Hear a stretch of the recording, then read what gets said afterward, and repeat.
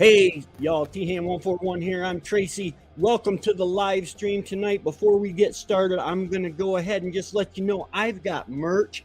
I've got all sorts of cool designs on shirts and like 60 or 70 different products over at Redbubble. I'll put the link up here. And I've got books. If you go to thand141homestead.com, you will find each and every one of my books. I sell. They are Amazon quality. They are printed on Amazon KDP. A big shout out to all my friends in the homesteading community. Hey everybody, T-Ham141 Homestead. Tracy is in his house. How's everybody doing? I just feel obligated to show people what I got, I guess. I don't know. I meant to comb my beard or brush my beard. I gotta look pretty for the ladies, you know. Santa Claus is coming to town. How's it going, guys? Welcome. As I always say, if this is your first time here, welcome. If this is your millionth time here, welcome back. It has been a rough couple days. Yesterday, I I did a live stream because my cameras kept failing me. As I carved up the two front shoulders of the deer I got, I wanted to show. I kind of got two videos going at once. One of them is carving. Is deboning the meat, and the other one is making venison jerky. Real simple recipe. And my dehydrator electric cord died. I found the culprit was get this, okay, where do you put bug spray? Anybody, where do you put bug spray? On your skin, right? Your kids go out, these brand new little toddlers are going out, your sunscreen and bug spray, right? Well, my dehydrator was setting up on the one of the cabinets, and one of the bug sprays that's been sitting there for years finally decided apparently to rust through and leak out. And that, I believe, is the culprit. It got on the plastic of my dehydrator, and Bob's your uncle, the dehydrator cord that came in contact with that turned to mush. Chemical reaction. So I tried using the oven. Guys, I got to tell you, it finally got done after 24 hours of being in the oven. I put them on the racks on my trays for my old dehydrator instead of hanging them from the racks like the recipe said, and at 120 degrees it took forever. This morning, you heard it here first, I said, you know what, I'm not playing this game. I went out and I purchased a brand new spanking dehydrator where you can adjust for temperature and all that good stuff. And that is why I titled today's live stream, the Homestead Centric Show, I am so blessed, because I am, to be able to go out. Man, is it something with my face? People keep coming in and going out and coming in and going out. I don't know. But I am so very blessed to be able to do that. And it's really, you know, I have everything that I need. God has provided me with everything that I need, and he also gives me a lot of the stuff that I want. It's just amazing. Hey guys, by the way, if you have a sticker for your challenge, or yeah, for your challenge, if you have a sticker for your channel, go ahead and send it to me. Let's see, I think I have my address. Go ahead and snail mail it to me, and I will put it on the sticker wall. Now my cats have been digging at this. It's amazing. Hey Dave, how's it going? Funny story, Dave. I worked with the sharpest knives today, well, not today, but yesterday, as sharp as I could get them, and didn't cut myself once. Okay, didn't cut myself once.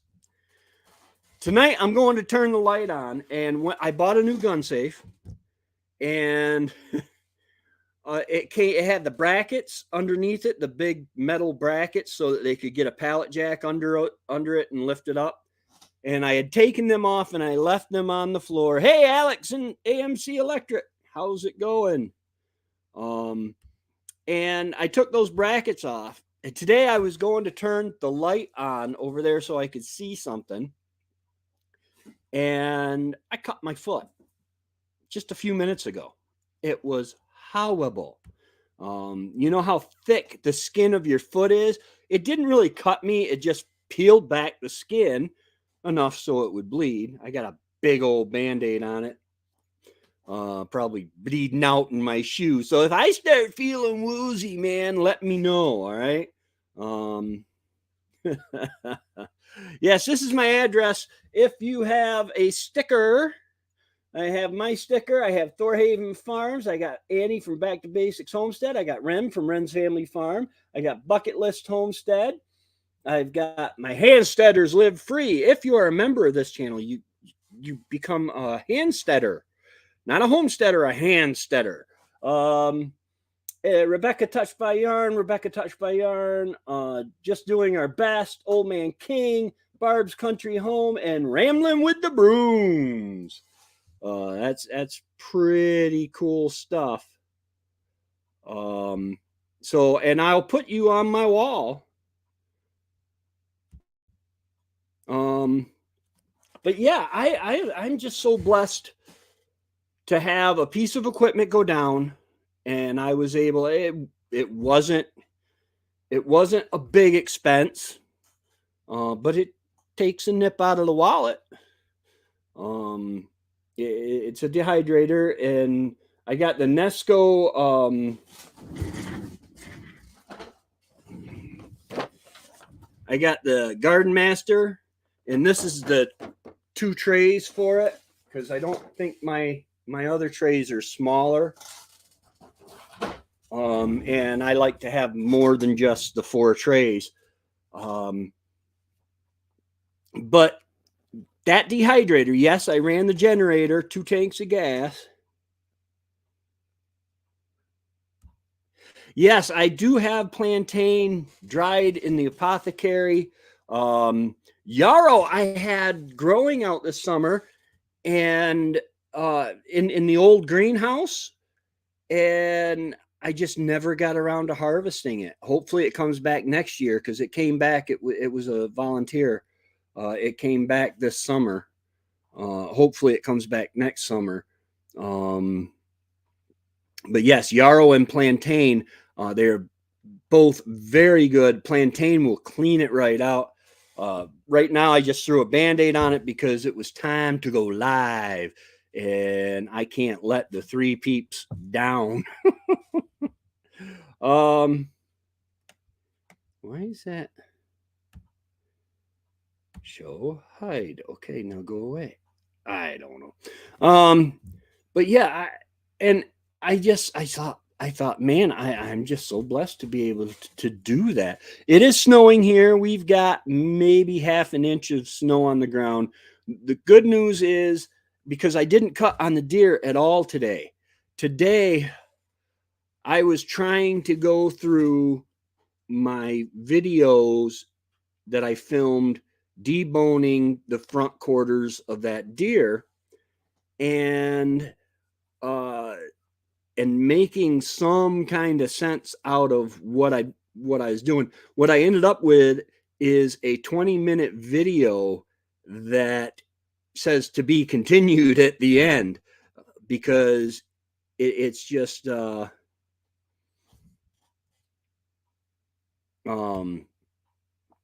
there's just so much, uh choosing what to leave in, what to leave out. You guys know I ramble a lot, but it's very informative. Taking off the silver skin, it explains that it's around the meat, how to separate the meat in its natural. A lot of people say with a deer, a lot of people say, well, I wouldn't dare try to butcher my own deer.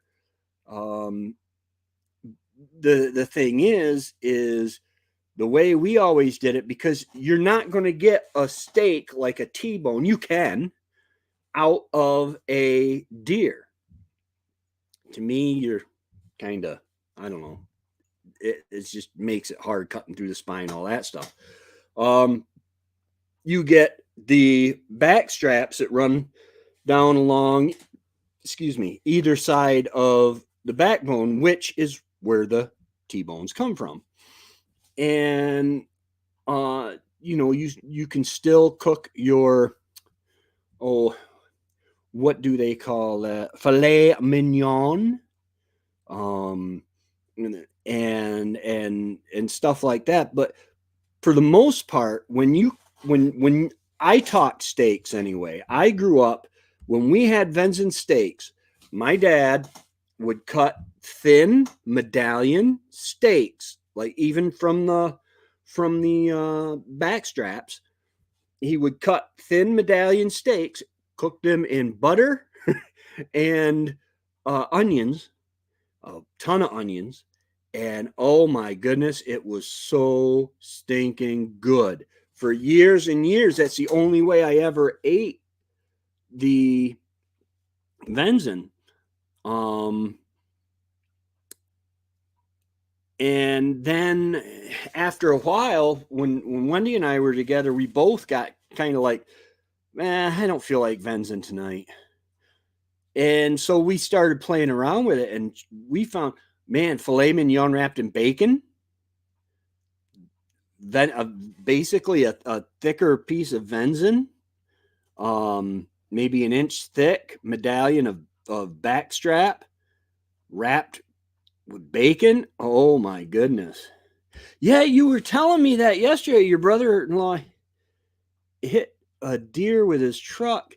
They got my sawzall and got 2/3 of a nice. Yeah, the problem with roadkill deer is you end up with a sometimes, depending on how you hit it or it hit you. Hello, Mahilan. You end up with quite a bit of bruising that goes through the meat, and that doesn't really taste very good.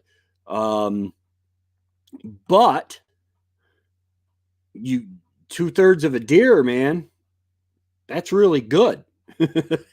That's free meat, man. But tomorrow my plan is to do the back straps. Yeah. Now that's the bruised, right? The bruised meat you'll use for dog food, because the good meat, as long as it's not bruised, would be good to eat. It regular venison. Um, cut the you cut the bad spots off it.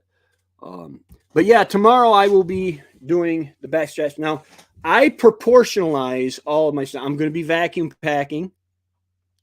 Um, I have not shot a deer until this year, in the last, well, since we've been on the homestead, because we got on the homestead and everything was going on, and um Yeah, everything was going on, and then Wendy got sick, and Mom was sick, so I just didn't hunt. And I am so happy to have started getting back into it this year. I went hunting 6 times, maybe, or 8 times, uh, regular season here. I am in the northern tier of New York. Um, and then I, uh, my son-in-law said, Papa, come here and hunt. And they have a huge farm. And so I went there and ended up filling my tag the second night. I missed a 201-yard shot. Yeah, the mushy stuff. Yeah. Pew pew. Pew pew. 30-06. Um and yeah, with the string, would I I would only take a 30-yard shot. The first night I missed a 201-yard shot, a clean miss. There was, which I would rather have a clean miss than a bad hit any day.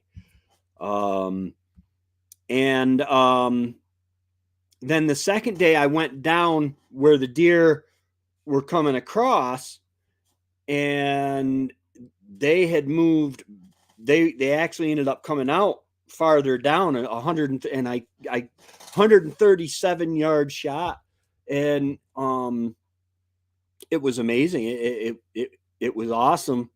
Uh, Apparently, I was paying attention to my fundamentals of marksmanship, and because you'll see it on my video that is coming out tomorrow.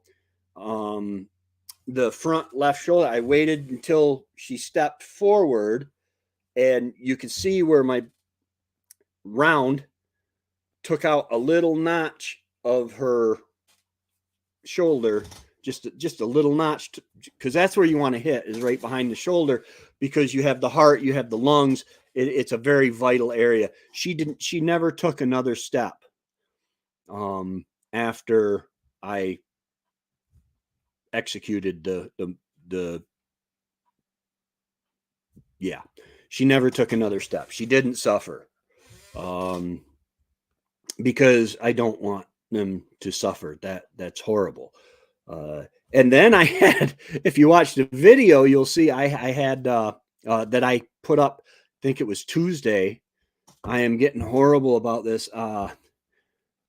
You'll see there was another deer that just stood there watching, like, what's going on? I heard this loud bang. I hopped 3 or 4 hops, turned around, and what's going on? And was just looking at me like, where'd you come from? And I was asking them the same question, because they were just, I love the way when you're in the woods, the deer are just there.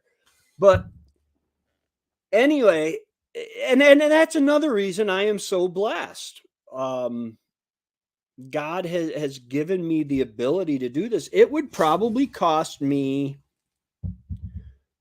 I don't know. I don't know what it costs actually. Maybe $100, $150 to have my to to have my the deer processed for me. And then I would have to go all the way up to Lowville, New York, to Noltz's. Um, it's a Mennonite or Amish. I'm not quite sure. I think they're Mennonite, but run store. And oh, dude, it's like a prepper store. They sell bulk everything. It is awesome. But and then you get your own meat back. They only give you your own meat. They tell you, listen, in the sausage we have to add fat and stuff like that, so that that you know they have to add something. But if they don't tell you they added something, then it's your meat you're getting back. Freezer camp, absolutely.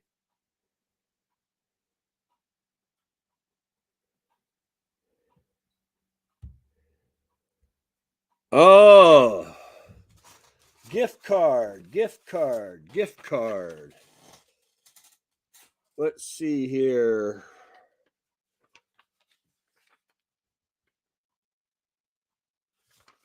I had them all written down. The problem is I don't. It's been a few months. Alex, did you? Yes. Okay, it was you. Yes.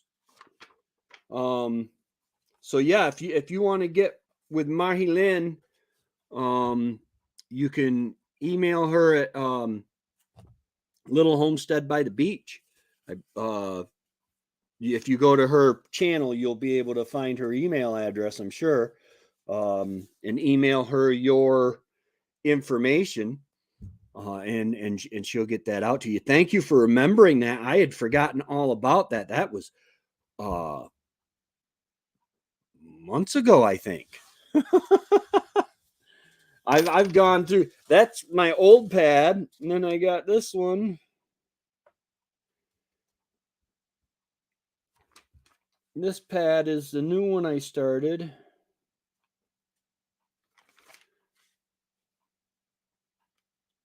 Oh well. But yeah, get with Mahi Lynn. Yeah, it was. It was. Now, Rob, my son-in-law, told me that it was 278 yards from the tree stand that I was in the first night to the wood line on the far end.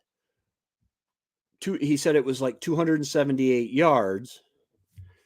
And let me do a little math. I shot the deer at 137, and I was right around 201.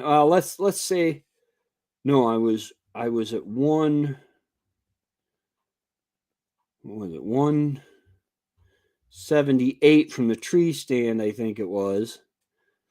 So 7 and 8, 15, 3, 4, 7, 8, 9, 10, 11. So that comes out to 315 yards is the maximum distance of a shot in that clearing. And it's amazing. I got a new gun safe. I've had this little tiny cabinet, like a little wall locker in school, that I had all my toys that make you go bang in, and I had my things that go in the toys everywhere. And now that I have this new safe, I'm able to have them all in one spot, locked up, securely locked up. You're not taking a crowbar to the safe. Bring a torch. No.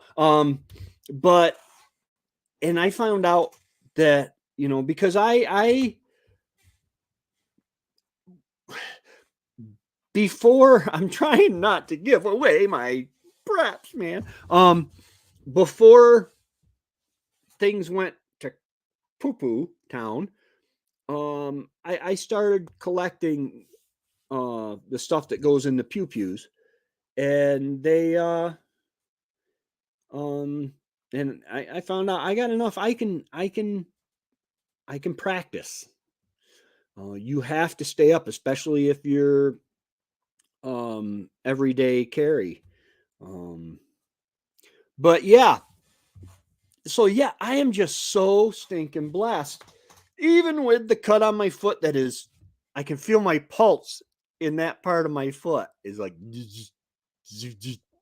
oh, praise God and pass the ammunition. That hurts. But I'm trying to get everything set up for tomorrow's video. And then once I get tomorrow's video, I tried to upload it tonight. It stopped halfway through. I don't know what it's going to do. I don't know why it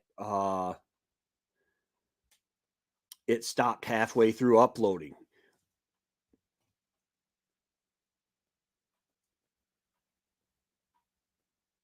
Oh no, I can't show. No. It's on my foot, Marilyn. I can't show it. I got shoes and socks on. It's right there. Oh no, I showed my feet. Does that make me a pervert? I digress. But no. And yesterday I was saying earlier, I was using knives as sharp as I could possibly get them and did not cut myself once, Marilyn. I got a nick here, burn here from the wood stove, and a nick here from a block of wood that fell on it when I was getting it. But other than that, no, no. This winter is proving to be quite the test of my new batteries. Every couple days I'm running the generator. Because it right now, well, up until until you get regular snow and actual winter sets in,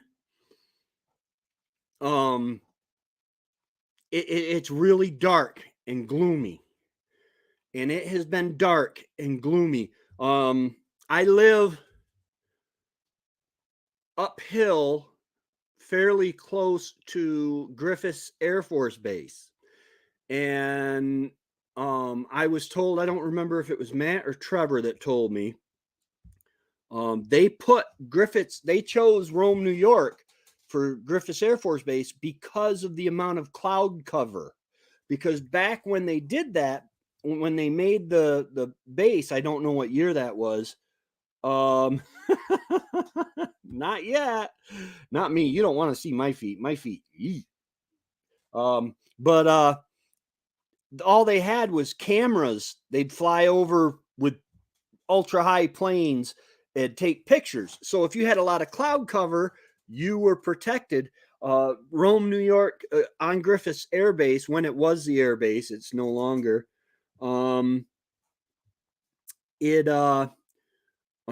was the Strategic Air Command for the Northeast or whatever. They controlled the airspaces for the whole Northeast. No, another freezer is not in my future. It is dark. There are some more solar panels. I'm going to buy some new solar panels here shortly. To tell you the truth, I should have spent my money on 2 new solar panels rather than the gun safe. But such is life, I guess. It's one of those things that I've wanted for years, I've needed for years.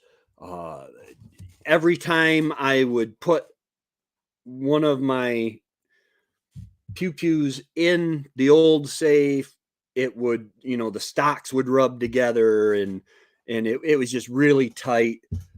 This one gives me room and an actual sense of security. The safe that I had before, yes, it was secure, but it was more of a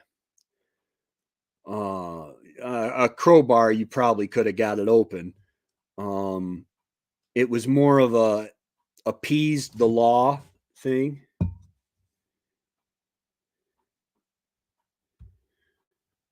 My panels made 30 amp hours, but that is enough for the greenhouse. Yeah.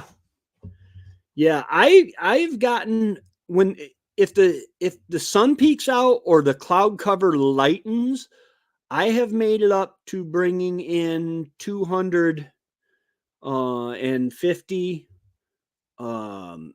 watts. Oh wow, Mr. Historian. All right, 1942. Yeah, Griffiths Air Force Base. And back then they had, they had you didn't have the stuff that could see through clouds. Hey Mimi, how's it going? Congratulations. Mimi's been gaining airtime, watch hours like crazy. Her channel is starting to take off. Um, so welcome, Mimi. But yeah, and I don't know. There's a debate going on amongst me, Matt, and some other friends of ours, and Trevor. Excuse me. That if Russia still has nukes aimed, I know we have Griffiths Air Force Base in Watertown, and we had Griffiths Air Force. I'm sorry, we have Fort Drum in Watertown and Griffiths Air Force Base in Rome. So we always looked at it as if there was a nuclear strike, they were going to hit Fort Drum and Griffiths. Now I'm told that they have done some studies and all, and they found out that most of them were aimed at the more populated areas. So apparently I'm not going to get evaporated if somebody hits the button over there in Russia. Which is good. I mean, I don't know. I'm ready to go home. I'm just a pilgrim passing through. Yeah, I'm ready to go home. I'm not going to rush it. Holy cow, I cry about cutting my foot. Could you imagine if I really tried to hurt myself? It would be bad. I can't stand pain. Not to mention, tomorrow everything would turn around if things were that bad. And I did so, it. Yeah, we're safe for now. I'm pretty sure. What I am thinking now, there are rumblings of um, China and Iran, I believe it is. There are rumblings of them maybe doing an EMP, and there are a couple places in the United States that a small, very small EMP would stop, put us out of electricity for 18 months, 3 years. But I'll tell anybody, any would-be evildoers, don't let us get you. Because yeah. Anyway, but yeah, life.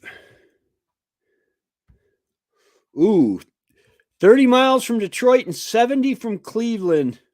Oh, yeah, but brother, Dave Knight will become a shadow, it sounds like. The thing is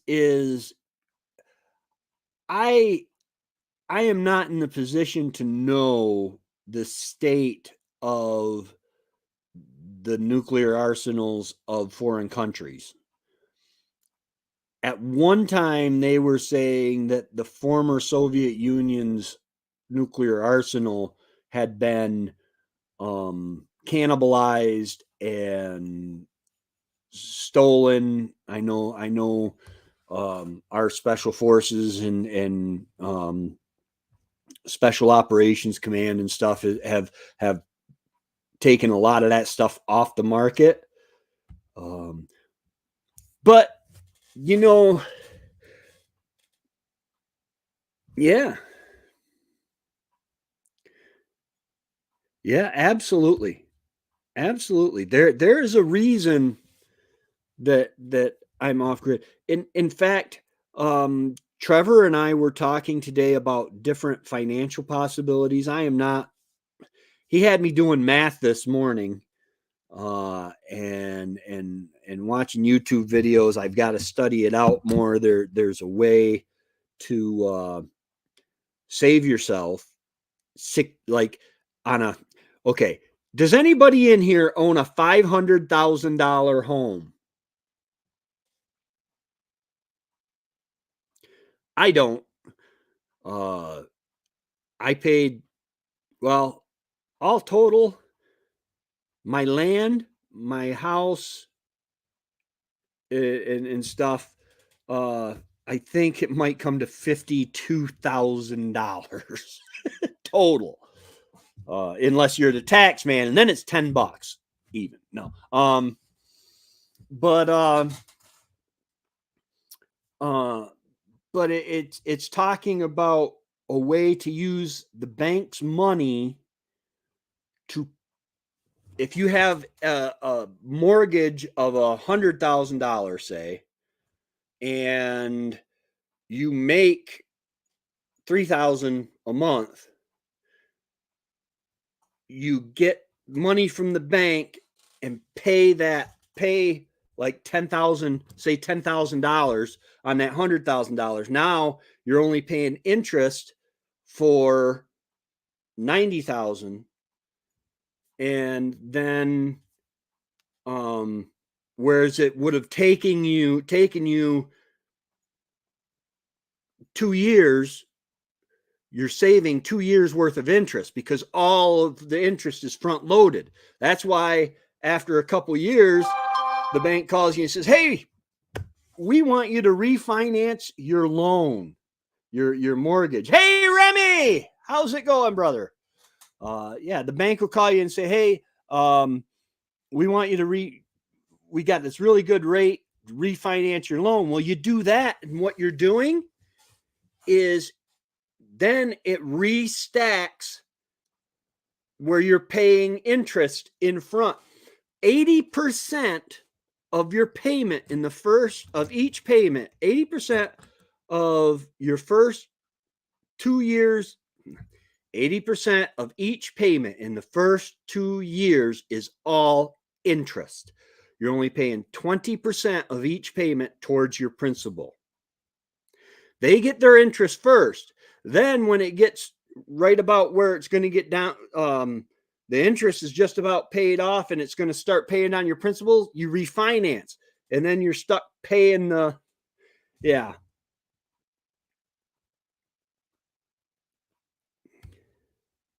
Nothing wrong with that, man. Nothing wrong with that at all. I gotta say, you go down the hill from me and there's Delta Lake. And there are multi-million-dollar homes built right on the shore of Delta Lake. But yeah, it's just a way to save that money. And rich people do not use. Warren Buffett does say he makes an income from his corporations of $100,000 a year. It's more than that. But he does not use that $100,000 a year that he makes off of work to live. He takes out a loan, a zero interest loan, because he has so much money and he's taking out such a big loan. It's a zero interest loan. He lives on that, uses his money, goes straight from work into his investments, and then he pays on that money, on that zero interest loan. It's all tax free. So that's how one way they get out of paying taxes on what they bring in, is because if it's invested, you're not paying taxes on it. If it's a payment on a loan, there's no interest on it. And that's one way they do it. Yeah. But guys, I am so blessed. I don't understand all that stuff that I was saying about using the bank's money. If you can figure it out, go ahead. I'm not even gonna mention the name of the YouTube channel that you pay off your mortgage, you own it free and clear. But I'm not going to mention the name of the channel because I don't know In fact, on my screen that I stop it on my channel here, so because I have my YouTube, my live stream on YouTube gets the messages first before StreamYard. So I have that up here, and there's also some things I can do on YouTube that I can't do on StreamYard. And my very first one is the truth about paying your mortgage with bank money. My thing is if I have enough, I'm very, very blessed. I have a pension, a disability pension, and that gives me enough for everything I need and most of what I want. It would be nice to be in the position right now. There's 140 some acres for sale right across the road from me. There's property between us, but it's right over there. And I would love to be able to buy that just for hunting, and I could get cows and pasture them, out there, and it would just be awesome. It really would. But I can't afford that. I can't afford any more payments right now because I'm pretty much on it. I am still my car. Okay. When Wendy got sick, I needed a car to get her back and forth to her chemo. I bought a car. The car was a lemon in the garage more than it was here. So I traded it back in, got another car, same type of car, works great, awesome. However, because there was such a short time between the time I bought the first car and turned it in and traded it in, all that money was tacked on top of this car. So I owe right now $22,000, and the car's worth $12,000. So if I were to trade it in on a truck, because I need a truck. Wendy has gone to heaven. She doesn't need the car anymore. So boy, that slams you even after 2 years. Anyway, and so I need a truck. I need to be able to tow trailers. I need to be able to fill a bed with manure or sawdust or whatever. I need a truck. I want a truck. And but I'm locked into this car because what I want to do with a truck, I'm thinking seriously about leasing. And then every 2 years, it works out where you can get a new truck every 2, whatever that is. Yeah, land, man, it's one thing they're not making anymore.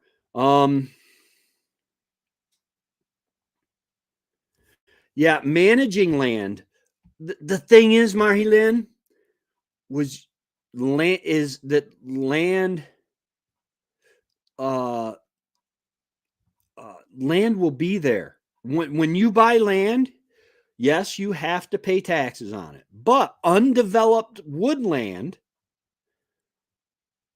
is cheap. And I don't know, this that I was looking at has a power lines running through it. So I don't know if they pay by the year or whatever, or help with taxes, whatever. I don't know how that works. But it's there when you can do what you can do. And if you till it up, plant good pasture grasses, and just rotate, you go out to take care of your rabbits.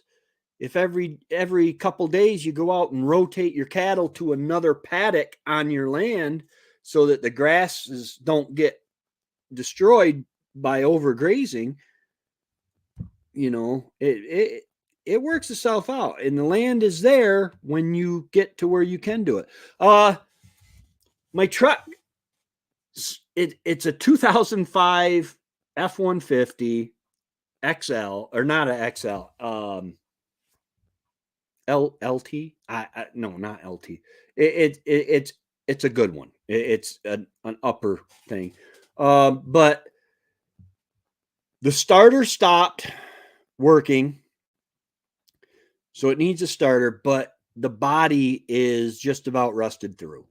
It's I talked to Trevor about when Trevor's son was looking for a truck. I talked to Trevor about giving him that truck, and Trevor said, "Tracy, I appreciate it, but I'd rather you didn't, because the truck just isn't.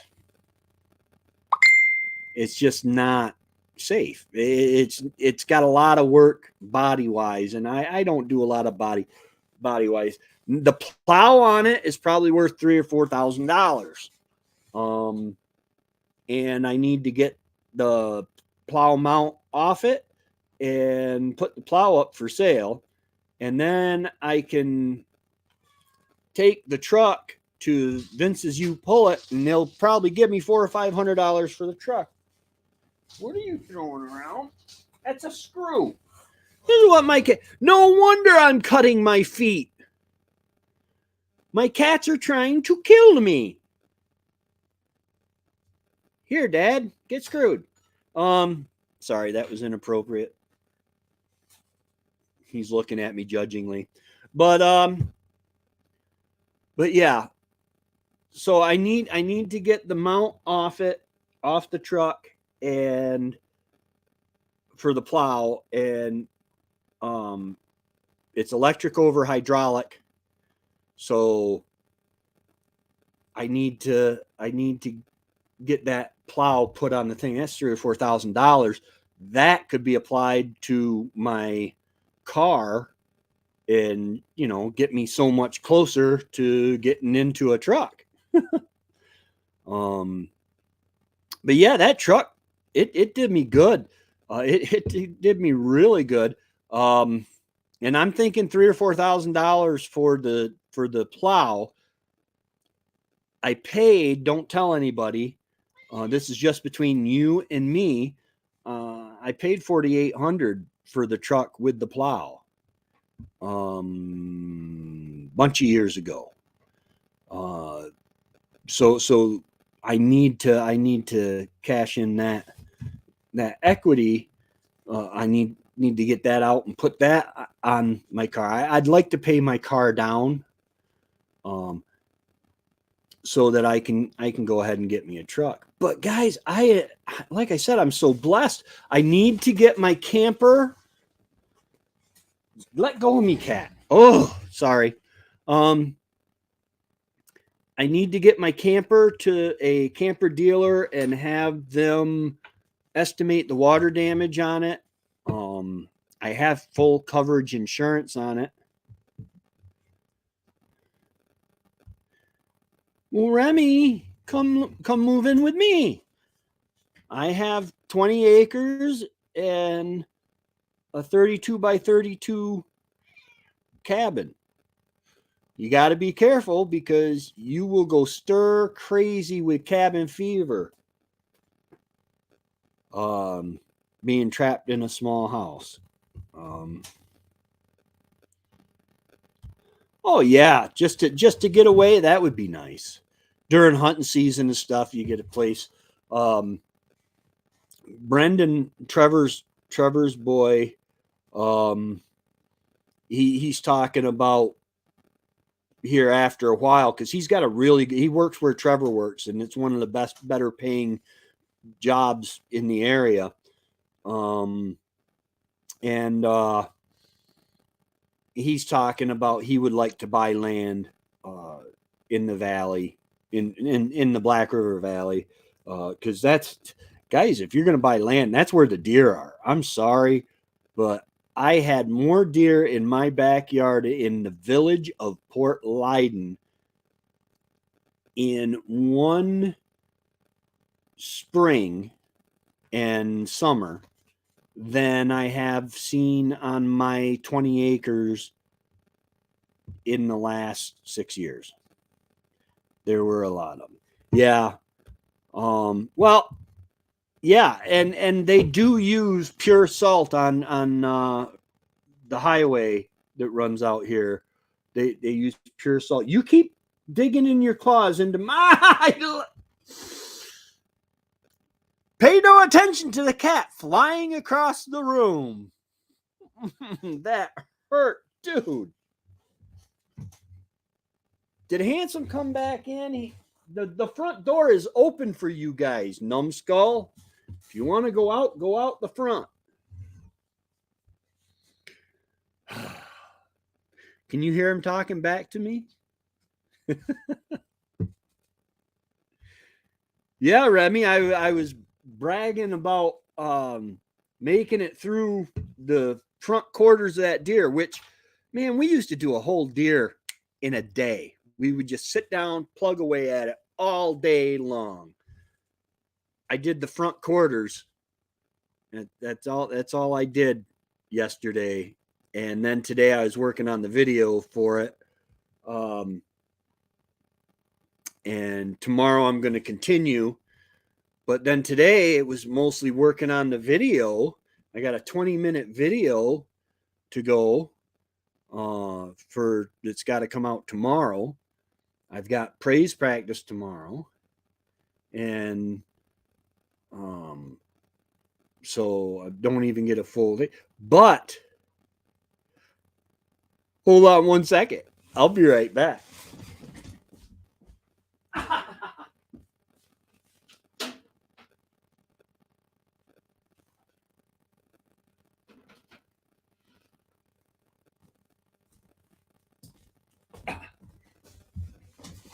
I have also got this.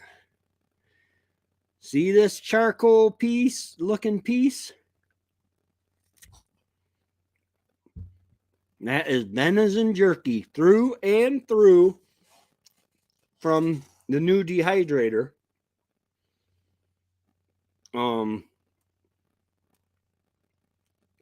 It took about 4 hours. And that's not all that thick. Took about, oh God, that's good. Took about 4 hours for it to do. It took 24 hours for the stuff in the oven to dry.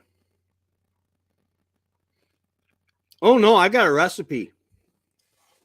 Hold on, I'll show you my.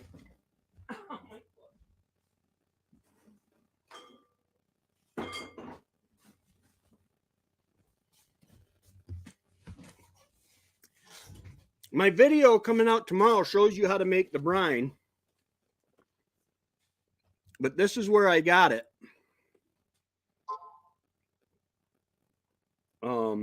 Yeah. The Wild Game Cookbook from the North American Hunting Club. Copyright 1982. And the one that we like is called Guido's Jerky. Now, we do not use the accent seasoning. And we use a dehydrator instead of, because they say just dip it in the stuff. Dip it in your brine and then hang it in your stove.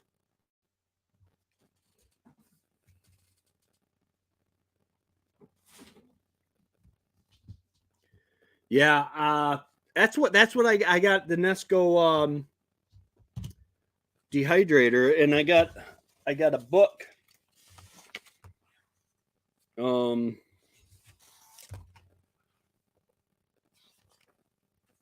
Drying jerky, it says, but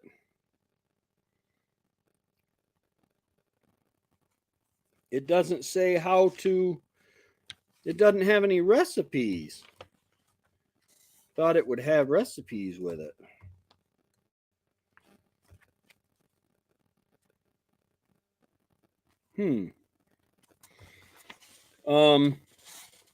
But this is an old book that Wendy and I have had forever.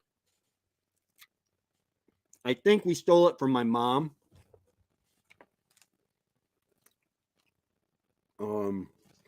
I mean, it's got recipes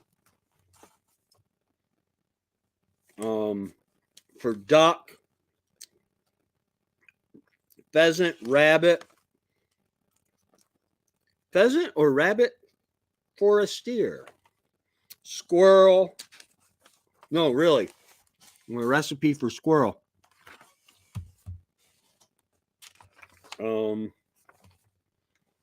Stuff like this, guys, is invaluable. Oh, yeah, you can buy your own jerky cure, or you can buy a ready-made jerky cure. But this here, I don't want to tell you wrong, is a 1/4 cup of Worcestershire sauce, a 1/4 cup of soy sauce, 1 teaspoon liquid smoke, 1 teaspoon garlic powder, or 1 tablespoon of liquid smoke, 1 teaspoon garlic powder, 1.5 teaspoons of onion powder, and salt and pepper. You whisk that up, let the meat marinate in that for as long as you want. This was overnight. Then dehydrate it. I think it's probably a lot cheaper than buying the ready-made pre-made kit.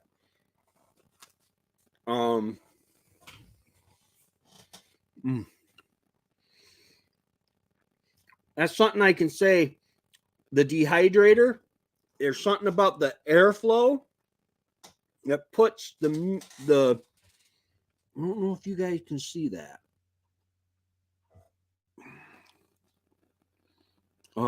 It puts, see how that's all brown? I mean, there's a little pink there, but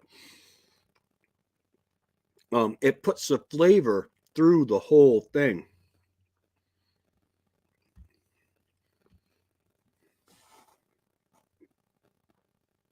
Now, I usually chew it up, stick it in my cheek like a wad of skull or chewing tobacco and just suck on it for hours.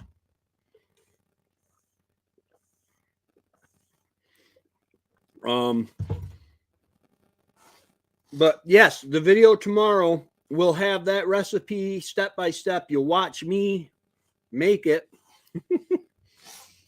I'm having to do a part 1 and a part 2. Part 1 is over 20 minutes long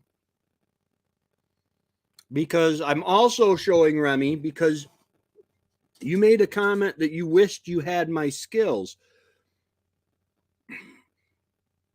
I think if you see it done, you'll be able to do it.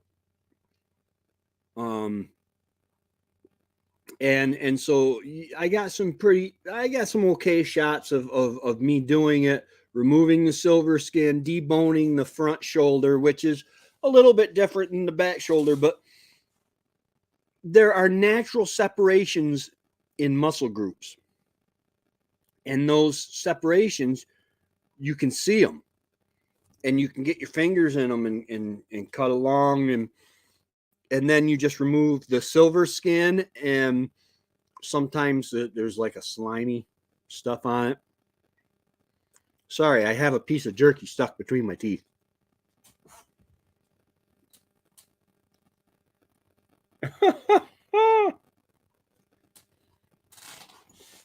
Oh, I wasn't even off camera.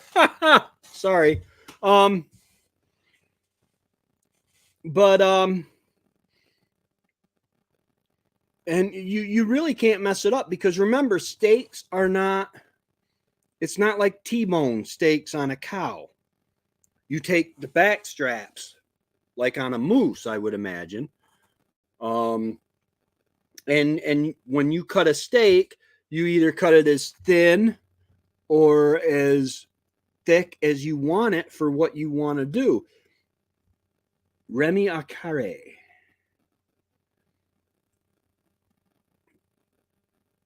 I don't know what that means, but that's okay. And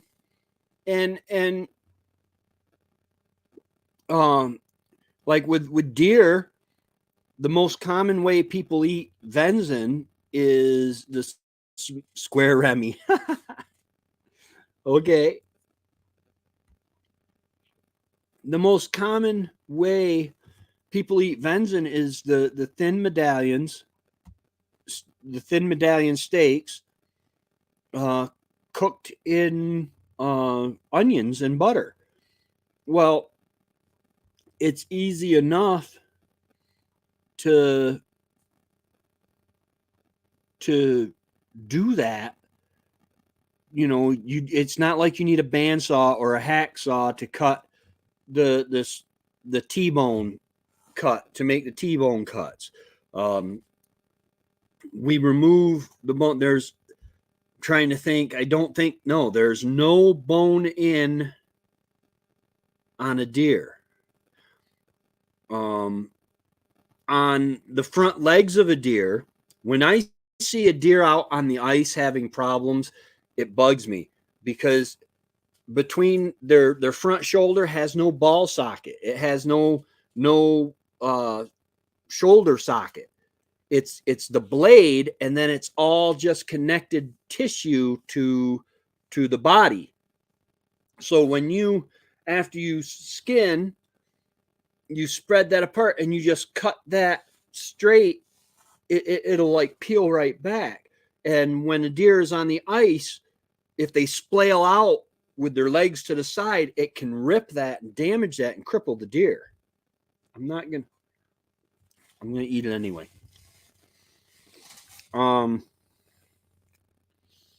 Remy times Remy.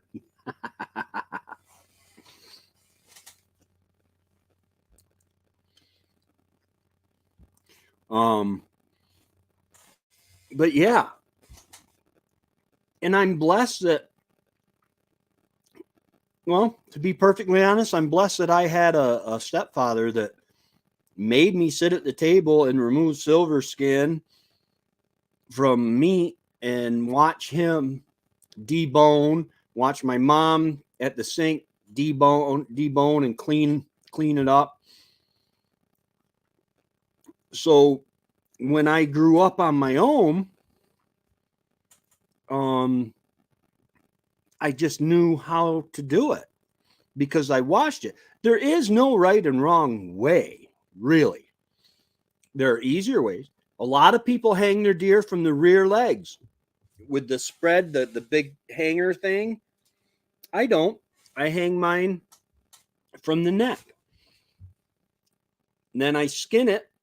I make an incision up the brisket to up to the top of the neck, cut around it, and then I peel the fur back, the skin back. So, and I always cut from the inside. My knife is always on the inside, so I'm not cutting the hair and getting hair flying everywhere. Hair, even in the sink with running water, is hard to get off meat. But I'm so blessed to have been literally made to help with these chores. Skinning the deer, quartering it, butchering it. It was, I remember as a teenager, somebody said something about taking their deer to get it processed. I'm like, are you taking it home? No, I'm taking it to the butcher. I'm like, why? Why don't you do that at home? Do it yourself. I never understood that you could do that. And I have done that before. Back when I got 2 deer a year, I used to get routinely a deer with muzzleloader and a deer with rifle, usually a doe tag. What do you mean you can't do it yourself? Sure you can. It's not hard. Watch my video tomorrow that comes out tomorrow when you get a chance. And it shows you how you can literally, once you get the skin off, you take it in the sink and you get the silver skin and stuff off. The meat will show itself to you. You will see the separations in the meat. And then you just use your knife just to separate the meat groups. Now, a lot of people, might get mad at me. I do not use the muscle around what we would call the shin.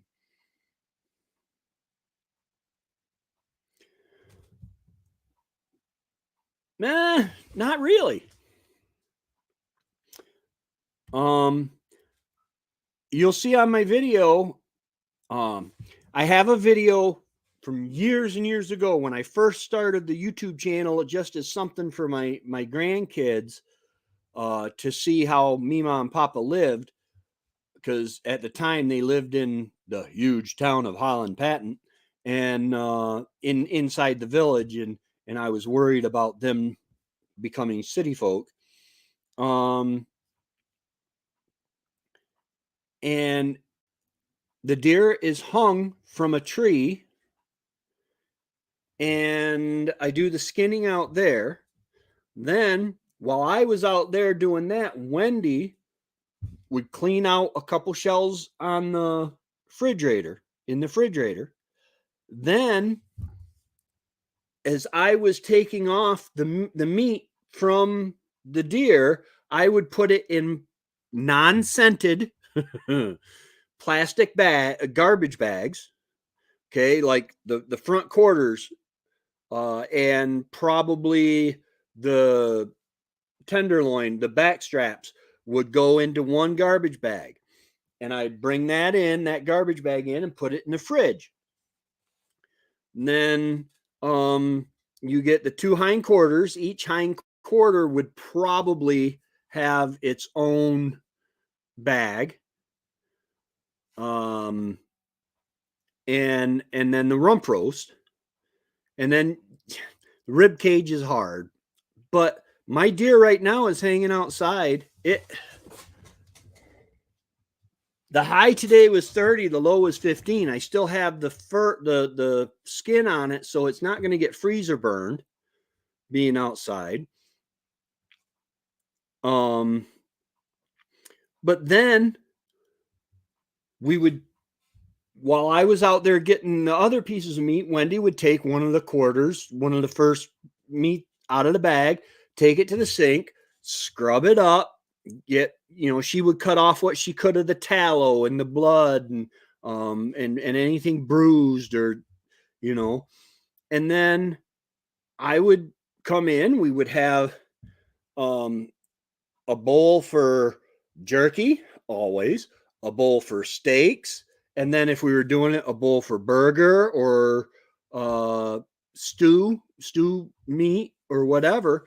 And I would just sit down at the table and start. There's a video on that from years ago. They demonetized both of those videos where I'm just talking and doing that, putting it in its perspective thing. And then you have a vacuum sealer. And you vacuum seal it, mark it with the date. And in New York, you're supposed to mark it with the tag number. I keep my tags. So, I don't know, but, and freeze it. It's not like butchering a cow. It's not like butchering a pig, because there are certain cuts that you leave the bone in. The ham, I wouldn't know how to cut a ham. The T-bone steaks, I wouldn't know how to cut a T-bone steak. I'm pretty sure you take a bandsaw and zip and cut it as thick as you want between the sections of the spine, because that's what the T and the T-bone is, I believe, is the spine. But we take the back straps off a deer instead of cutting it into steaks with the bone in. And you're just removing the meat from the bone and into its own groups. You're removing all the tendons, the silver skin, um, any of that slime. There's kind of a slimy casing around some of it. That you actually really helps. Yeah, I would be able to quarter a pig, but other than that, that would be really really hard. Um, because there are pork chops. What's the difference between a pork chop and a pork steak? Now, a ham steak I know is just you cut the ham into thinner wafers. But what's the difference between a pork chop and a pork steak? Thickness? I don't know. But I do know that I know Wendy and I used to eat about that much of a tenderloin, say, um, about that long on the tenderloin. And what I would do is I would cut about that long, vacuum seal that hole, freeze that hole. Then when Wendy when Wendy said, "Hey, I'm going to cook up some steak tonight," she'd pull it out, thaw it out, and then or unthaw it. She always said unthaw, and that drove me nuts because if you unthaw, you're freezing. But she would thaw it out, and then if she wanted to make the thin medallions with onions, she could do that. She wanted to cut it a little thicker and do country fried steak in flour and egg and flour and stuff like that. She could do that. She could do if she wanted to do filet mignon wrapped in bacon, she could do that. She could cut them as thick or thin as she wanted, and there was enough for us both in that, for one meal in that length. So this year, I'm gonna shorten it a little bit, so that I have just a serving size, so I can go into the freezer, grab a packet, thaw it out, cut it to whatever I desire to make that day, whether it's country fried steak or medallions and onions or cordon bleu. I don't know, but I'll have everything there. My father-in-law got a bear nice. We had no idea what to do. We brought it to Wilson's now for the first time to try bear. Yeah. There's absolutely nothing wrong with taking it somewhere to be processed for you. I prefer to go to the places where they tell you you're getting your meat back, because everything is better with bacon. Absolutely. But the because the reason I like to take it to a place that says, okay, you're getting your deer meat back, is because if it's going to be warm, I can I can quarter my deer up, cut it into sections, put it in the fridge until I can get it to them for, the day or whatever. So it's not sitting out in the sun. Some people don't do that. They'll leave their deer hanging there for days upon days upon days, blowflies all over it. They don't clean the body cavity out. And so you get blowflies all in it and stuff like that. I don't want their meat. I want my meat that I take care of, because I know my meat is I'm not going to leave my deer sitting there forever. This longest I've left a deer hanging in a long, long time. And it's just because trying to video everything and remember everything. I have not butchered a deer since I lived in this cabin. What was that? I think we bought the land in 2016 or 2017. 6 or 7 years anyway. That I have not hunted, so I didn't butcher or clean a deer. Oh.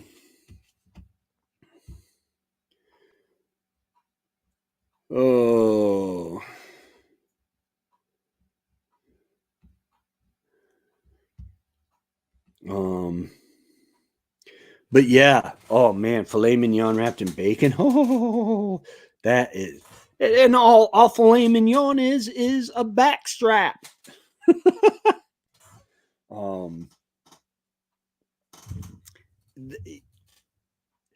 Honestly, for the price of a license, and Remy and most of you guys know this, for the price of a hunting license, the cost of the round or a couple rounds, because I like to sight in my pew pew every year, you can get some of the best, leanest, healthiest meat on the planet. Yeah, the filet mignon wrapped in bacon. Oh, pork belly on the smoker with barbecue sauce is pretty cool too. Oh, I'm sure. I am sure. I want to build a smoker. I've for years since we moved up here. When we moved up here, that was one of our plans. See, we never planned on having 1,000 watts of solar. And then Wendy got sick, so she couldn't get up and around and everything. Well, even before she got sick, we were building it, but she wasn't. She was having problems with her diabetes and stuff, and so she wasn't getting up and around and outside. So she wanted something to keep her busy. So led to TV, and then I'm lazy. I have a real one, $551 one I got for $250. Oh, an actual smoker. Okay, yeah. I want to build one where you because I've got the perfect wood stove for it. And I just want to build a box where I can hang the strips of jerky and stuff, and let the smoke, the cold smoke, go through it. The trick is to dehydrate, not to cook. Nice, less than half price. You can't beat that with a stick. But yeah, I'd just like to be able to take a rack and, hang my jerky strips there, and ham, and stuff like that, and smoke that. An American Homestead, they do all that. They have their own smoker. They have a beautiful hill, and so they've got their firebox down the hill, and then they have the pipe running up the hill, and it's I think it's some of it's buried, I'm not sure, but then it goes into the smoke box because you want the smoke to cool down a little. Yeah, applewood is. We have apple trees everywhere up here on Tug Hill. The problem is a lot of them are actually good eating apples, not just crab apples, but they haven't been pruned and cut back, so they make these little small apples. But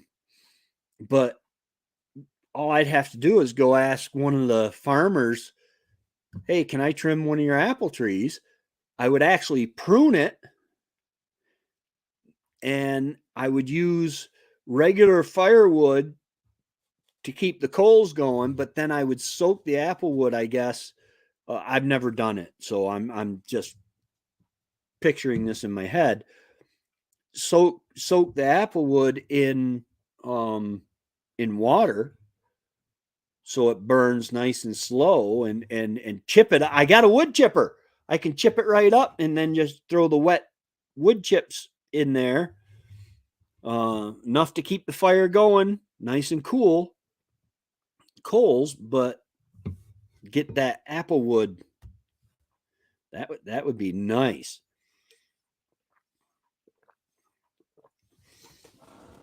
I'm sitting here talking about processing. This is where we take our pigs, Miller's Custom Meats, pork processing. Oh, this is all just pork processing, but they do deer.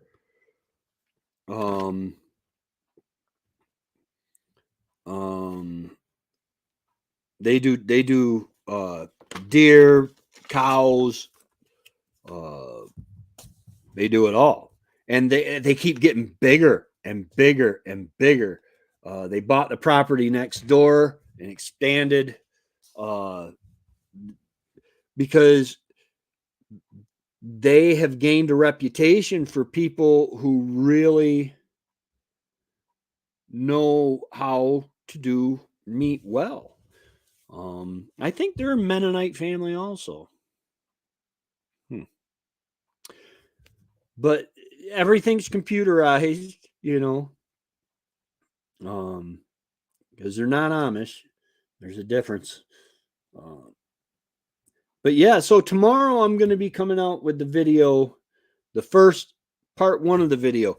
I don't know what happened. In fact, let me check that real quick while we're sitting here talking and see if that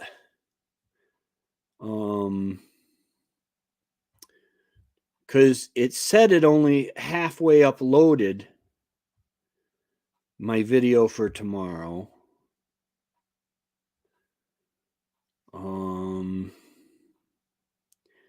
Yeah, it's still saying pending and debone. Yeah, because it's deboning a deer front quarter and making jerky.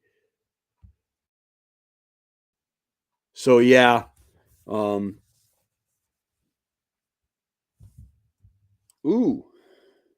I don't, but feel free, explore.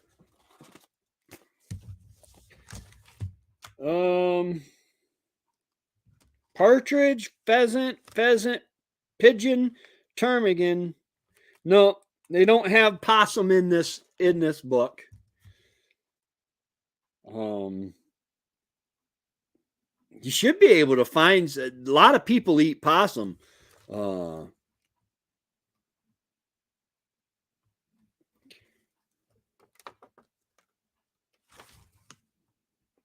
Muskrat, holy cow. Well, it's muskrat and onion soup. Oh my goodness. Heart and kidneys.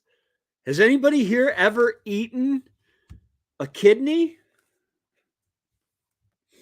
I cannot eat internal organs. The texture of the heart and the liver just drive me batty. I can't deal with them. Antelope, bear, brains. I kid you not. Brains. Let's see how you prepare your brains. Where is that?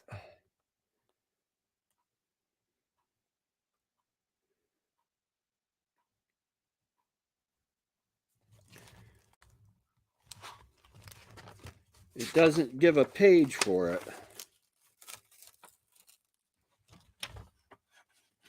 Boning guide. This has got a boning guide in it. The pages, because you always got it out when you're preparing meat and stuff.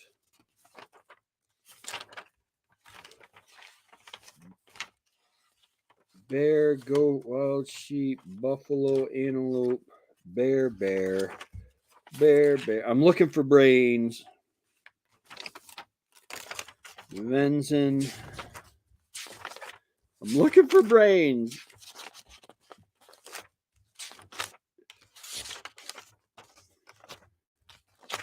A lot of venison.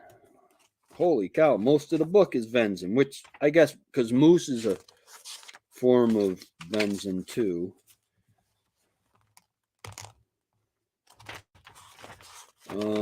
Fish, small game.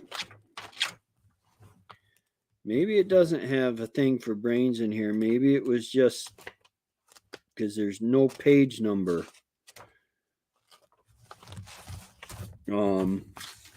Could you imagine it? I could not.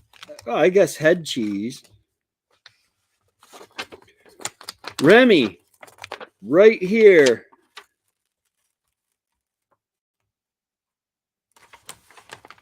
Oh my goodness. Right here tells you how to debone.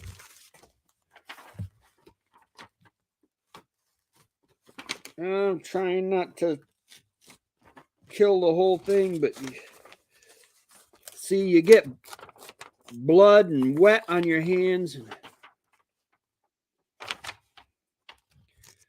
and it tells you the cuts.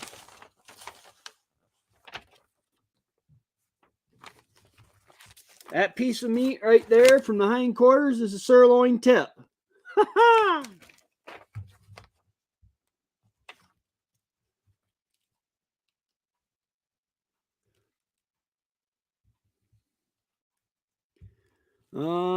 Possum are from down south, wild boar in parts of Ontario. We can't hunt them, just wardens, of course, because you're not responsible enough to have a gun, says Justin Trudeau. Yeah, just why not? That's what I do with partridge. I just take the wings off, because you can skin a partridge really easy. You put it on its back, you step on its wings and pull its feet. You'll be left with the breast. Then you break the wings off, wrap that breast in bacon. Oh, stew or grind. But yes, this shows exactly how to debone the round meat.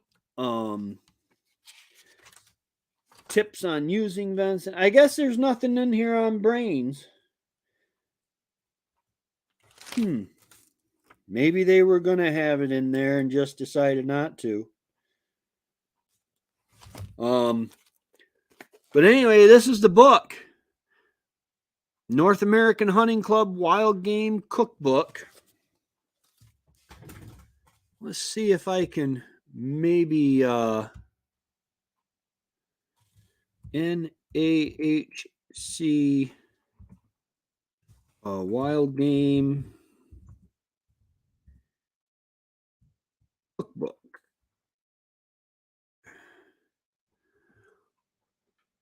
Oh my goodness, you can get it for $4.19 used from thriftbooks.com. I mean, it's got a different. This one here you can get on Etsy used for $9.79.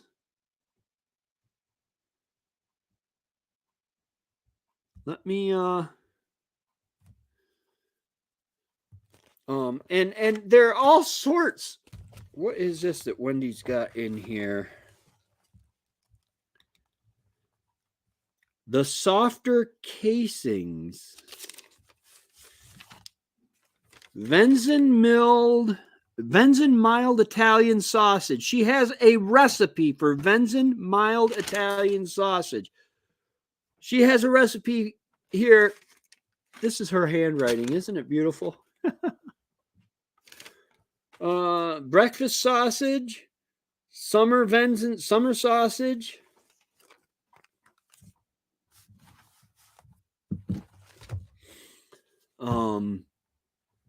And there are all sorts of other cookbooks.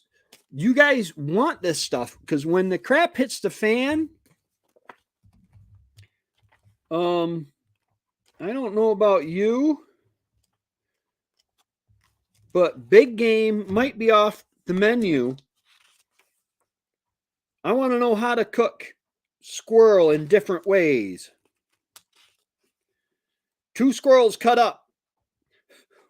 1 8-ounce jar of French dressing. 6 potatoes, 4 carrots, 3 onions quartered, salt and pepper to taste, 2 cups of water. Cover all the pieces with French dressing and marinate several hours or overnight.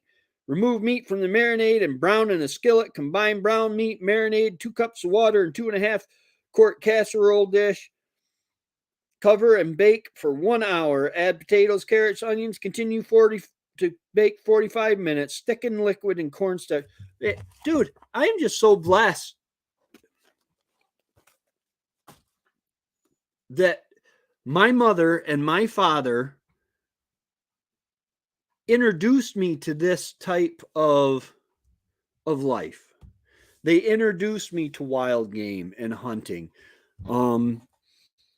It bothers me that this video that I'm going to be bringing out tomorrow, I'm going to try to re-upload it tonight, but this video, I have to have a warning on it because it shows raw meat.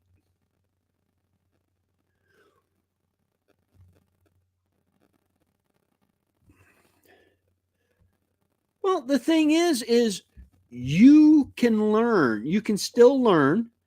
I mean, it would have been great if you could learn it when you were growing up before your mind, because I think it's at 30 years old, your mind stops being such a sponge and stops developing. But you can be that father. You can learn that stuff. The only reason I know how to butcher a deer and debone and cut and all that stuff is because my dad made me. I mean, it's like, Dad, can I get up and go to the bathroom? Yep, come right back. If I got up without asking, there was a chance, because back then I had hair down to the middle of my back. There was a chance that hair was going to get used to set me back in my seat.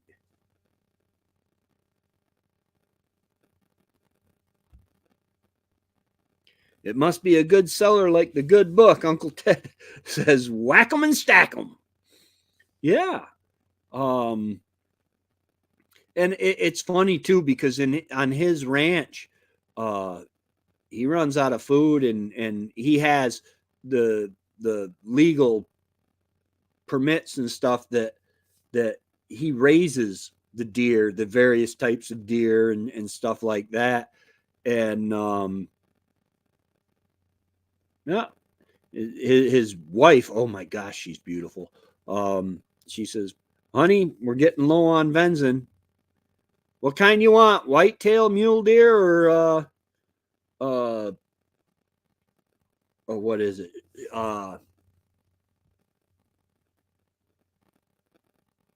Fallow or fallow deer.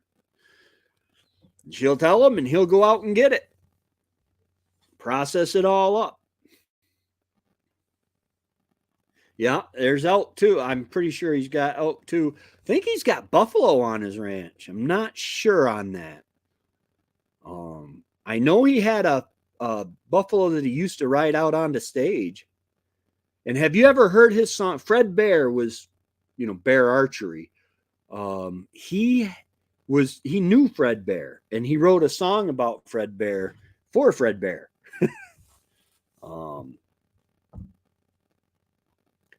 But yeah, this all plays into this homesteading lifestyle and mindset.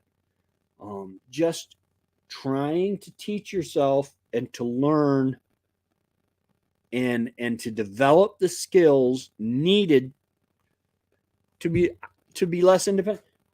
My freezer, I can live off what I have in my freezer and my pantry for most of next year.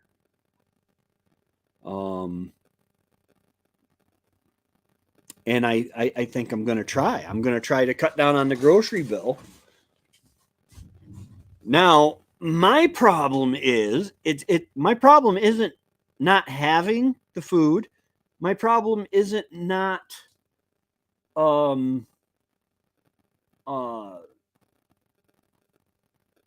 not knowing how so much to cook the food, because you got to look at the books, I got most of Wendy's cookbooks, Kelly took some, but I can borrow those back anytime.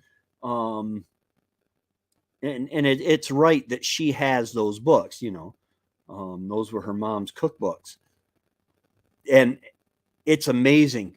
My son-in-law Rob made it's like a turkey stew over mashed potatoes, and it's from their turkeys, and all the vegetables were from their garden, and oh, it was so stinking delicious. Of course, I was really hungry.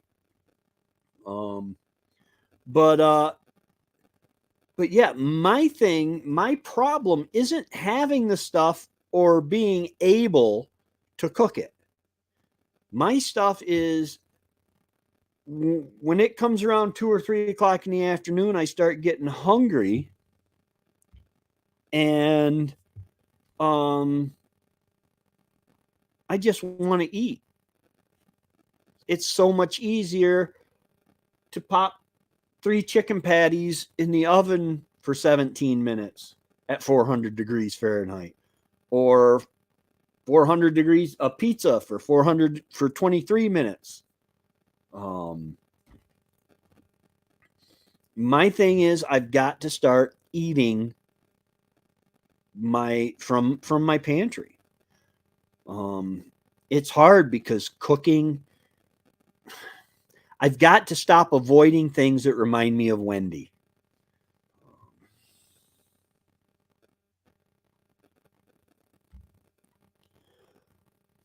Oh, maybe. I guess I could try. I guess I could try. I tell me what you want, what you really, really want, and I'll find a recipe and follow the instructions as best I can. Long as it doesn't involve math. I saw Ted Lotz in the 70s, Combo Hall, the Great White Buffalo in the new Magic Land. Yeah. Well, he was the Motor City Madman. Isn't Detroit? Is Detroit the Motor City? I think it is. Motor City Madman. And you know, it's funny, but you look at him and then you look at Ozzy and some of the older guys from rock and roll, and you can see how he I think he used to drink a little, but he abstained from no drugs. I don't think he was big into alcohol. And you can see how he's in his 70s, I think. Hey Google, how old is Ted Nugent? I bet you I didn't turn my hotspot on. No. So it's going to tell me I can't do that. I'll find out here. Just takes a minute for it to grab hold of it. Oh, there we go.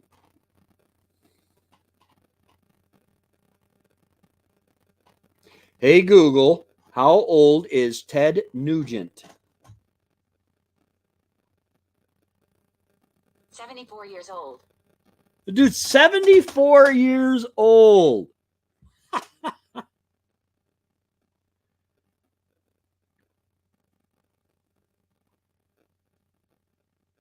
Wow.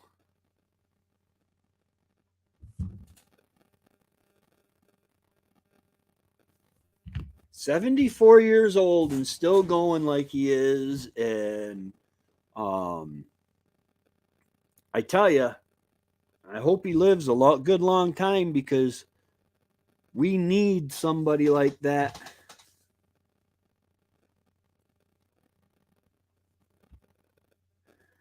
Yeah, looked at the GM building for 25 years from Jackson. I think that's Missouri. Or would it be Michigan? I don't know. My geography. I don't know. Trevor had me doing math this morning. and it wasn't pretty at all. Um, but yeah, I can probably I'll see about whipping something up. Keep reminding me, Remy, about making supper at the convention. Um, and I'll try to. I can't wait for that. That's coming. May is getting close. Can you believe we're in December already?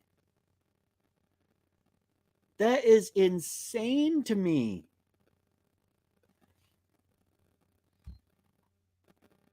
It is insane that we're in December already. This year just flew right by. Um,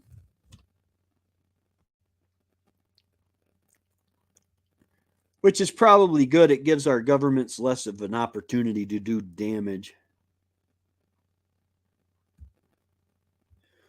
You will, or I will kidnap you.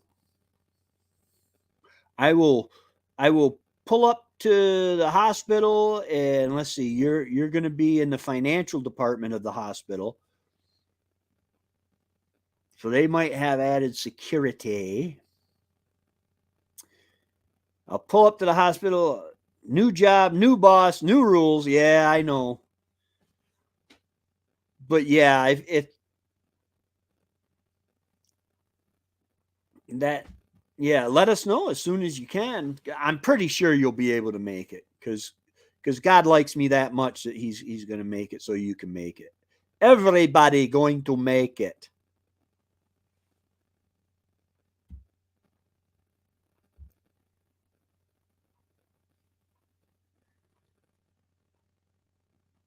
Is that this year? He's getting married at the convention. All right, Manon. Woo! Manon. Sorry, it's Manon, right? Or Mano. Because I know the last Remy is getting married at the convention next year in May. Oh, August of 2025. Okay. So we'll have to change the convention to August in 2025.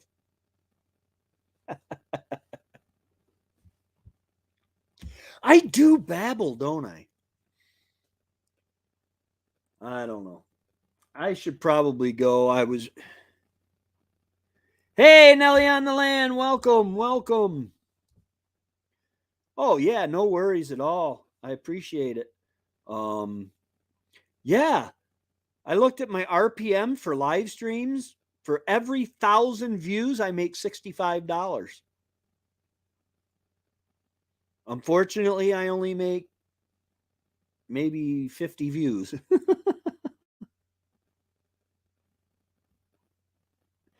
Dun dun dun dun dun dun dun dun dun dun dun.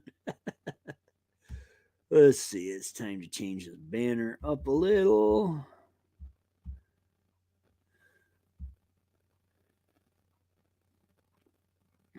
Dum dum dum dum dum dum dum dum dum dum dum. Oh, yes. Actually, well, it's not a GoPro. It is a. I actually have 3 of them. Where's my other one?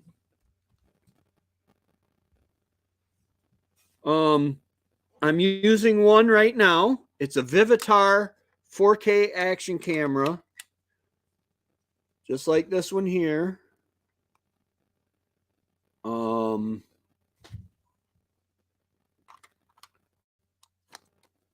And I used this one here that I'm live streaming with Nelly on the land. To film some of my another view of my meat shots. It was hard because I was able to set it where I got a really good view of me cutting and knock the camera over into the bucket of tallow and silver skin and stuff like that. And then I had to clean it off. And so I ended up settling for a less than stellar view with it. But yeah, I actually have 3. Where is my other one? I wonder if it's out in the chicken coop still.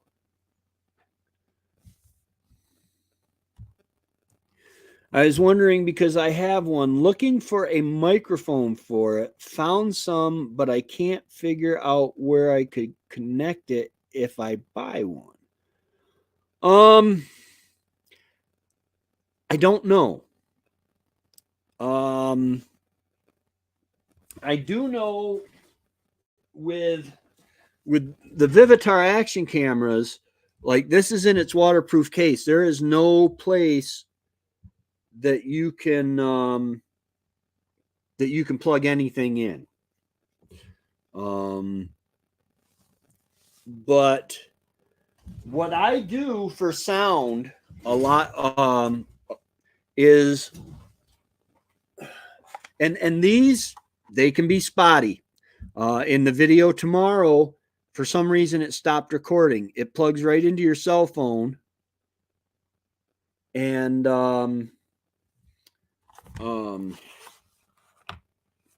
this plugs into your cell phone, and then I always put the mic right up there, and then I just have a voice recorder on my cell phone, and it does pretty good. But like I said, it's not always reliable, and if it stops recording, then you're stuck with the audio from your camera. So I honestly don't know. I looked into Living Traditions Homestead had they have like a square box microphone that records it in one unit, I think, but those are expensive. And then my my editing software got this cool thing where you highlight one audio and you highlight 2 audios, and you push a button and it automatically syncs them up perfectly.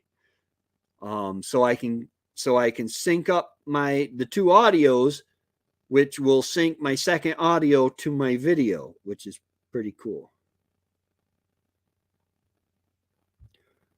Oh yeah, mine. I think my problem might be my audio recorder. I use this video recorder right here,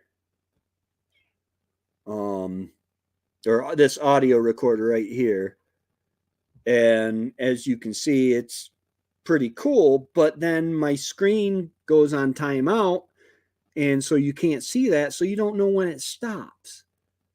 So I think mine might be more of a software issue than a mic issue. And then since I'm not hooked into the camera, if this stops, I still have the audio from the camera. So there's that.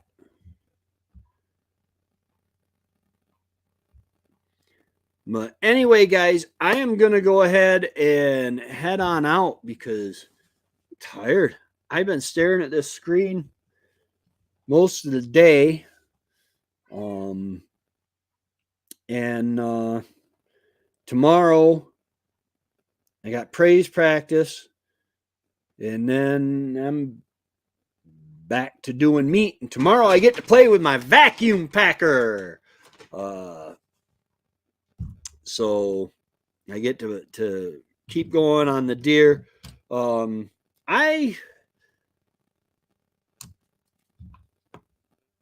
glad to have the content because I was really getting low on ideas for content and just didn't feel like looking up more. There's that what's it called here? It's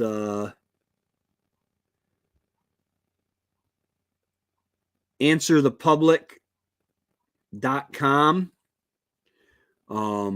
You type in a subject, you get like 2 or 3 searches a day. You type in a subject and it will take like 4 or 5 different search engines and tell you the questions people have asked it on that subject. Like you type in chickens and it will tell you for like 3 or 4 months what people have asked, the top questions people have asked.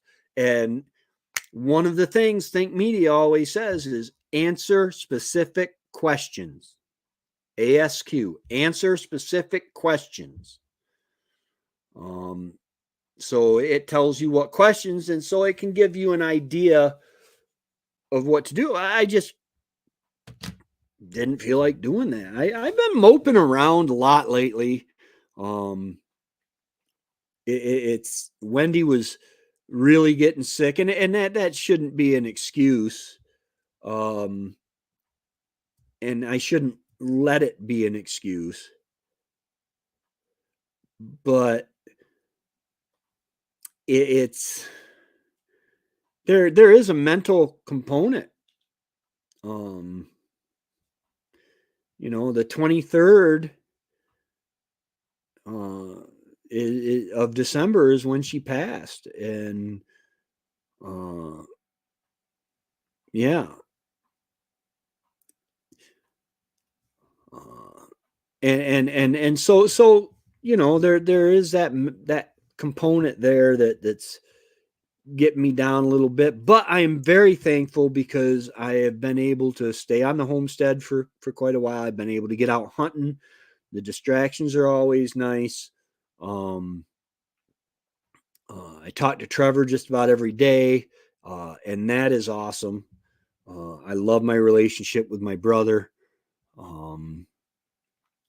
Uh, I'm wondering if my friend Matt, his daughter, is having a baby. It's going to be his first grandchild, and she's getting close. Can be any day now, and that's exciting because I've known Kayla since she was tiny, 7, 8 years old. The first time she went with us, her and me, Wendy, Kayla, and Haley went creek stomping, and it was funny. She slipped and hurt her tailbone, but she didn't want to tell us she was hurt because it was the first time she was with us. But we had a blast. We really did. And to watch these kids grow up and have babies and start families of their own. I really like her husband, Tom. He's in the Army. He's on the honor guard in Washington, D.C. It is just amazing to me to watch these kids grow up that I've known all my life. And most of theirs. Well, not all my life because she's like 27, 28 years old. I'm 52. So I haven't known her all my life. I grew up, Matt was a little bit, he was younger than me, but we traveled in different circles. I was a stoner and he was a jock. So, yeah. But anyway, guys, I'm going to go ahead and head on out. Y'all have a great week. I will have that video hopefully coming out tomorrow. God willing, the creek don't rise and the creek don't get a vote. And I'm going to try not to get fat on Alex. That's who you is. Alex AMC Electric. I didn't realize that was you. That's my neighbor, Alex. Oh, man, there ain't no slowing down. You guys are good, though. Oh, my goodness. These guys bring me food. Oh, my goodness. They brought me it was like a soft taco. Oh, it was delicious. A ham dinner one night they dropped off. Dude, it I got the best neighbors. And I'm not just kissing up for more food either. I really mean that. But all right, I'm going to head on out. Y'all have a wonderful weekend. Remy, you've got your live stream tomorrow night at 7 p.m. Eastern, I believe. I'm going to have to. Well, if Alex still forget to write me, you'll be able to remind. Yeah, Alex, don't forget to write her.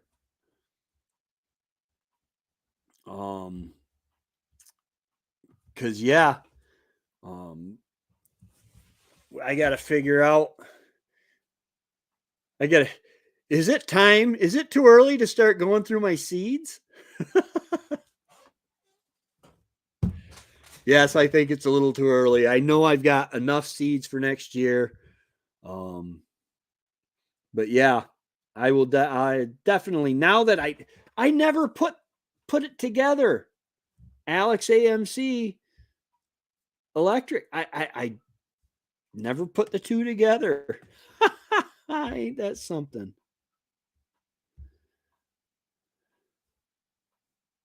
Never too early for that. Well, yeah, if I want to keep making my payments. All right, guys. I'm going to let you go. Y'all have a great night, a great weekend. Remy, I'll see you on your live stream tomorrow. Y'all just love one another. Have a great day, and God bless.